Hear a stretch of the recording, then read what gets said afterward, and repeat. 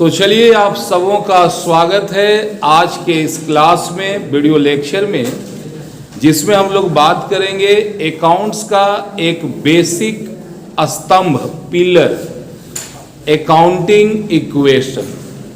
अगर इस चीज को समझ गए कि ये बनता कैसे है, ये होता क्या है, तो आप जर्नल एंट्री बनाना सीखेंगे, आप बैलेंस शीट बनाना सीखेंगे, आप कैश बुक बनाना सीखेंगे और आप कोई भी अकाउंट बनाना सीख जाएंगे। मतलब एक ऐसा टॉपिक है अकाउंटिंग इक्वेशन जहां सीखोगे एक चीज लेकिन समझोगे 4-5 चैप्टर एक साथ। तो क्या स्टार्ट करें? Are you ready? थोड़ा हाय हाय करो, जरा बोलो जरा सा हाथ से, लगना चाहिए कि हाँ आप लोग रेडी हैं। चलो धन्यवाद, आप लोग रेडी हैं। तो ध्यान देना, पिछले वीडियो लेक्चर में हमने बात किया था कि बिजनेस पहले दिमाग में शुरू होता है, फिर हम कॉपी में लिखते हैं, ब्लूप्रिंट बनाते हैं और फिर हम मार्केट में जाते हैं। तो बिजनेस में सबसे जरूरी होता है पैसा। पैसा आएगा कहाँ से? क्योंकि बिजनेस करने के लिए पैसे की जरूरत तो है, तो ये पैसा आखिर आएगा कहाँ से? तो हमने इसमें बताया था कि अगर एक पैसा आपका खुद का हो या आपके मम्मी पापा से मिला हो या ऐसा पैसा जिसको लौटाने का कोई हेडेक नहीं हो, इसको हम कैपिटल कहते हैं। क्या कहते हैं? कैपिटल कहते हैं।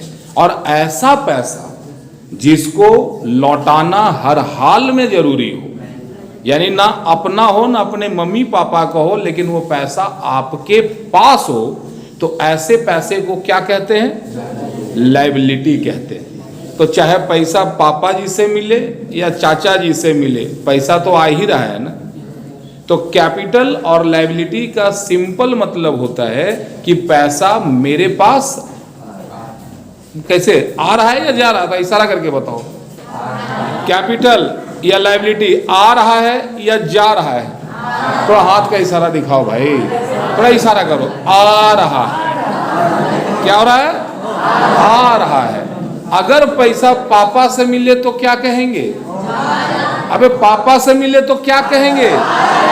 कैपिटल कहेंगे रे। पापा से पैसा लिया अगर नहीं है लौटाओगे तो क्या कर लेंगे? वो कुछ कर सकते हैं, लेकिन अगर किसी और से पैसा लो और नहीं लौटाओ तो वो कौन ऐसा काम है जो नहीं कर सकता है? कर सकता है ना। तो जिस पैसे को लौटाना हर हाल में जरूरी हो वो लायबिलिटी है, और जिसको नहीं भी लौटाएं अपना ही है, वो मेरा कैपिटल है। तो इन दोनों का सिंपल मतलब हुआ पैसा मेरे पास आ रहा है। अब जब पैसा आ गया तो पैसा आ जाने से बिजनेस चालू हो जाएगा। हे बालिके, ऐसे डिस्कशन मत कर। इस क्लास में सिर्फ तुम हो और सिर्फ मैं हूं, ठीक है? हर तुम को पढ़ा रहा हूं, तुम लोगों को पढ़ाने का मेरे को शौक नहीं है। मैं सिर्फ यहां मौजूद हर तुम को पढ़ा रहा हूं। तेरे मन में कोई भी सवाल हो तो डायरेक्ट मेरे से पूछ लेना, आपस में मत पूछना, वो मेरे जाने के बाद बतियाना आपस में, ठीक है? ठीक ना? तो ध्यान देना, कैपिटल और लायबिलिटी का मतलब पैसा बिजनेस में आना या जाना।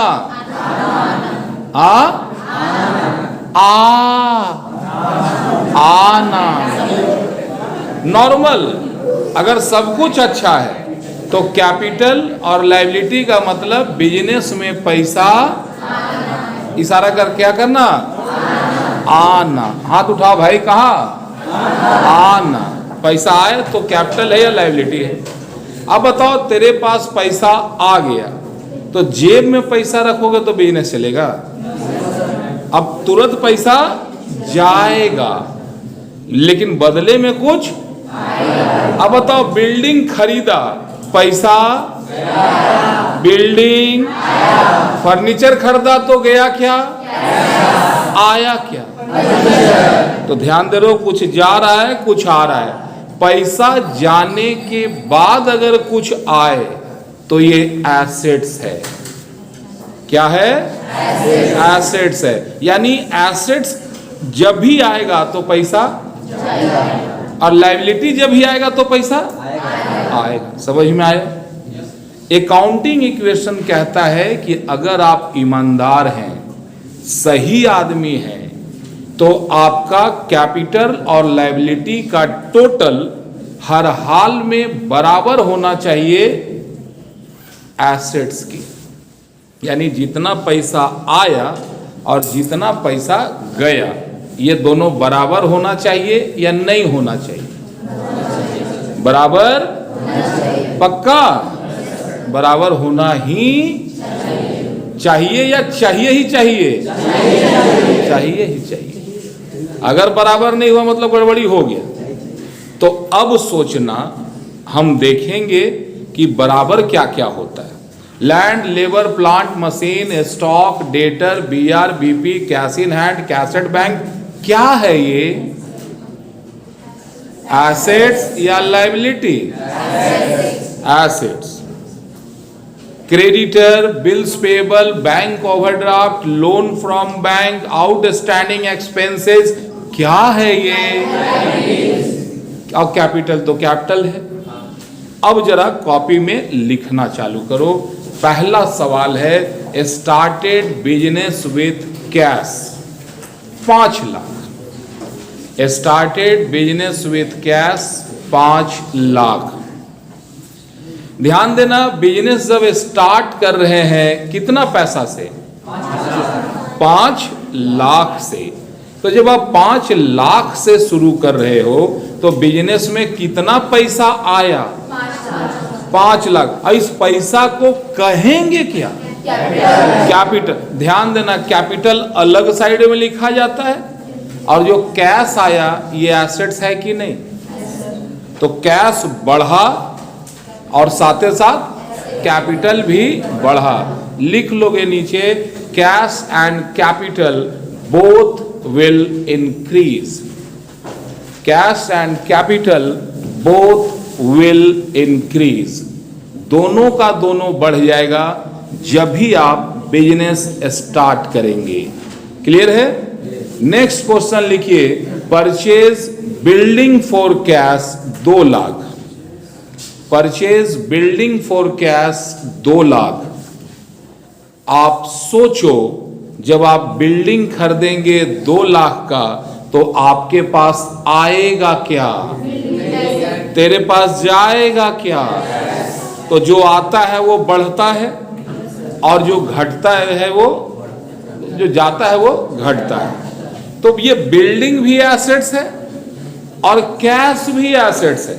तो इस घटना का असर क्या हो रहा है? एक ठो एसेट्स बढ़ा और दूसरा एसेट्स घटा। तो इसका क्या होगा?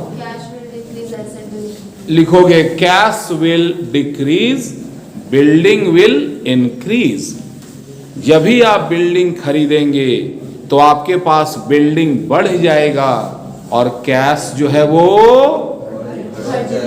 बिल्डिंग, थोड़ा बढ़िया तो सुनाई दे, बिल्डिंग और कैश। बहुत बढ़िया, बहुत शानदार बच्चे हैं। आप लोगों को पढ़ा करके जीवन मेरा धन्य हुआ जी। हंसो मत, सही दिल से बात कर रहा हूं। अगला क्वेश्चन लिखोगे, purchase goods for cash. Purchase goods for cash 1 lakh. Purchase goods for cash 1 lakh. ध्यान देना, गुड्स का मतलब माल बोलते हैं, वो वाला माल नहीं जो समझ रहे हो।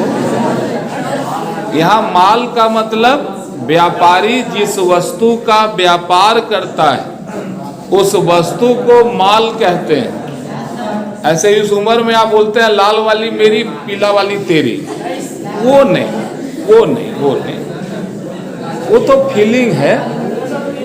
जैसे कपड़े का दुकान है तो यहाँ माल क्या होगा?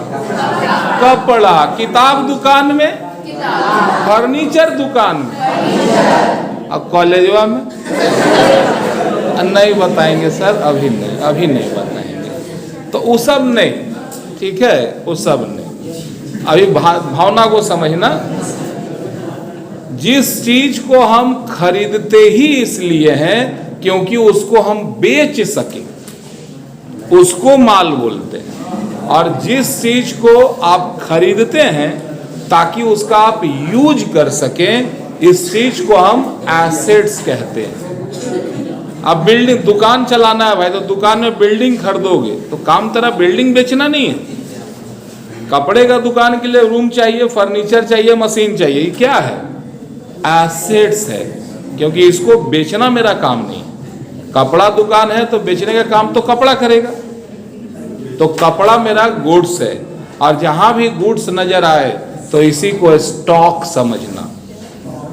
गुड्स का मतलब क्या? स्टॉक। क्लियर है? तो जब भी तुम गुड्स खरीदोगे तो तुम सोचो, बढ़ा क्या, बढ़ा क्या, घटा क्या, क्या होगा जरा बताओगे?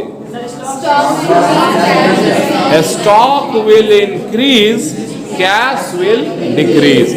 लिख लो भाई, इतना बढ़िया तुम लोग समझदार लोग है। मेरा तो भगवान का धन्यवाद, इतने अच्छे बच्चों के सामने मुझे पढ़ाने का मौका दिया आपने। आप सबों का बहुत बहुत धन्यवाद। अगला क्वेश्चन जाने के पहले समझना कि जिस आदमी को हम उधार माल बेचते हैं, माल बड़ा काम के लगा न, तेरा वाला को नहीं बेचेंगे, ठीक है? भावना को समझ, ध्यान देना। इंडिया है भाई, यहाँ नगद बेचोगे तो 1000 का, और उधार बेचा तो 10,000 का। तो कैसे बेचना बढ़िया है? उधार बेचो। तो ध्यान देना, जब भी आप किसी को उधार बेचते हैं तो जो ग्राहक आपसे उधार खरीदता है उस आदमी को हम डेटर कहते हैं। क्या कहते हैं? डेटर कहते हैं। ये हमको अभी पैसा देगा या भविष्य में? कब? भविष्य में पैसा देगा। क्लियर है? तो ध्यान देना, अगला सवाल ध्यान देना, जब कैश का जिक्र ना हो और किसी का नाम लिखा हुआ तो समझ जाना ये भाई साहब उधार वाले हैं। क्वेश्चन है अगला, इरशाद फरमाएंगे, लिखिएगा, sold goods to Ali, sold goods to Ali, Baahubali नहीं, Ali, Ali, sold goods to Ali 10,000। बताओ ये अली नगद खरीदा या उधार? उधार। इसको कहेंगे क्या? डेटर। तो जब आप उधार बेचे तो तेरे पास से घटा क्या? स्टॉक घटा। बढ़ा क्या? भाग पगले, उधार ना बेची है, डेटर बढ़ा। यहां तुम डेटर बढ़ा, पहले एक उधार नहीं था तो डेटर 0 था, अब उधार बेचे तो डेटर बढ़ गया। ध्यान से समझ रहे हैं? डेटर बढ़ा, लेकिन हमारे दुकान में जो सामान था वो घट गया। तो लिखेंगे क्या? Stock will decrease and debtor will increase. समझ पा रहे हैं बातों को? जो भी घटना घटे उसका 2 असर पड़ता है। एक बार असर पड़ेगा सिर्फ एसेट्स पे, एक एसेट्स बढ़ेगा, दूसरा घटेगा। दूसरा पड़ता है एसेट्स और लायबिलिटी दोनों पे। हो सकता है दोनों बढ़ जाए, हो सकता है दोनों घट जाए, हो सकता है एक बढ़े दूसरा घटे। तो ये आपको क्वेश्चन देख करके आपको समझ जाना है कि यहां हो क्या रहा है। रट्टा मारोगे तो नहीं सीखोगे, लेकिन अगर आप समझ गए तो इस धरती में कोई ऐसा नहीं है जो तुमको अकाउंट्स भुला दे। तो अकाउंट्स दिल में रखना या दिमाग में? दिमाग में मत रख, दिमाग वाला भूल जाता है। तुमको मम्मी पापा कहिया प्यार मोहब्बत से गला मिले, पैसा दिए, याद नहीं होगा, लेकिन कहिया थपियाए थे वो दिमाग में याद रहता है कि दिल में? दिल। ठीक है, जो चीज तुमको याद लंबा रहता है ना वो अक्सर दिल में होता है।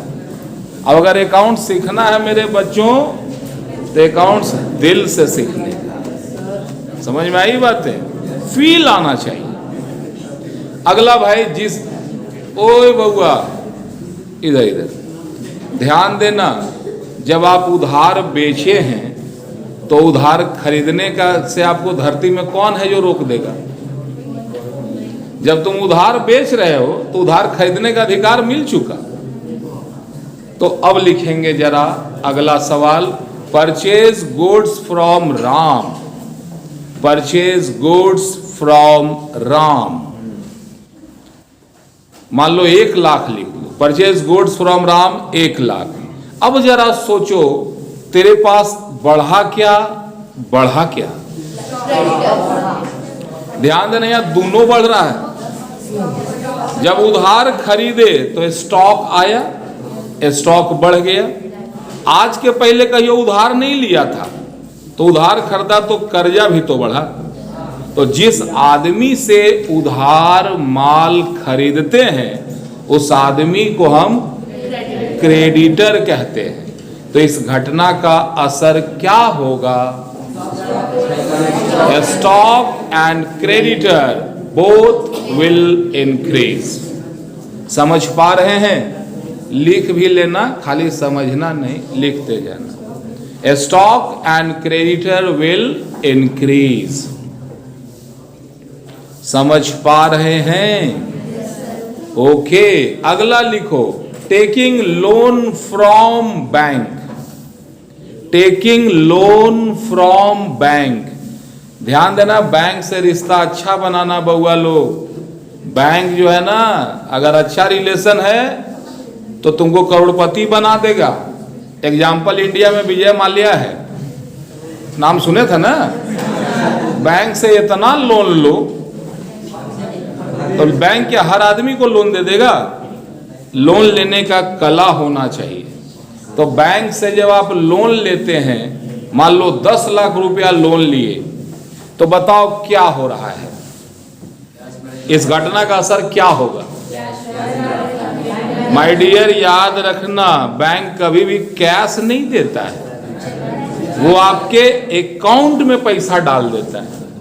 तो जब आप बैंक से लोन लेंगे तो आपका बैंक बैलेंस बढ़ेगा, कैश एट बैंक बढ़ जाएगा। लेकिन भाई ये बैंक बढ़ा, ये तो अच्छा है, एसेट्स है, लेकिन इसको कहेंगे क्या? Bank loan. क्या कहेंगे? Bank loan. तो बैंक लोन एसेट्स है या लायबिलिटी है?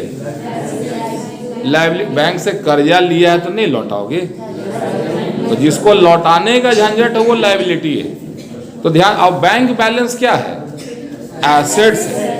तो जैसे ही बैंक से लोन लिए तो बैंक बैलेंस भी बढ़ा और बैंक लोन भी बढ़ा। समझ में आ रही है बातें? तो लिखोगे bank balance and bank loan both will increase. Bank balance and bank loan both will increase. क्या समझ पा रहे हैं आप लोग? समझ पा रहे हैं? थोड़ा आवाज में लगे कि हाँ जिंदा हो। जिंदा लोग पढ़ते हैं, ये बेंच कुर्सी नहीं पढ़ेगा, पढ़ोगे आप ही लोग ना।